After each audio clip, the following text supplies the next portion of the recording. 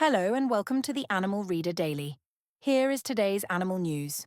Cold weather has led to many animal safety calls in the United States. In San Antonio, Texas, local animal care services handled more than 900 animal-related calls during the recent cold weather. Animals can quickly suffer from cold temperatures without proper shelter. In Hawaii, officials are asking people on the water near Maui to look out for a 40-foot female humpback whale that was recently entangled. The whale is thin and in poor condition and is being monitored so rescue teams can respond if she is seen again. A beluga whale off the Dutch coast is showing signs of stress because boats and drones are coming too close. Experts warn that ongoing disturbance can harm the whale's health. They are asking people to keep their distance so the animal can rest and move safely.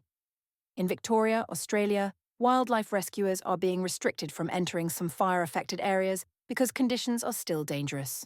Many injured animals need urgent help in burned and smoky areas.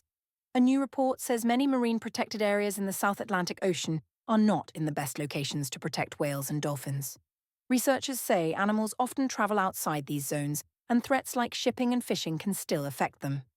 In Egypt, authorities arrested fishermen after reports and videos showed them hunting a whale shark, which is a large and endangered marine species. The case sparked strong public anger online.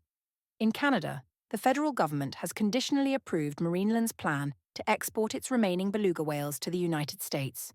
The whales would be sent to 4 different locations. A new German study reported by EU Observer suggests that small tax changes could encourage people in the EU to choose more plant-based foods. The article says this could help lower the climate impact of food, including meat and dairy. In Germany, a new survey found that nearly half of adults now drink plant-based milk alternatives. Many people said they choose dairy-free options for health and animal welfare reasons. That's the Animal Reader Daily for January 26, 2026. Thank you for listening and follow us for more animal news.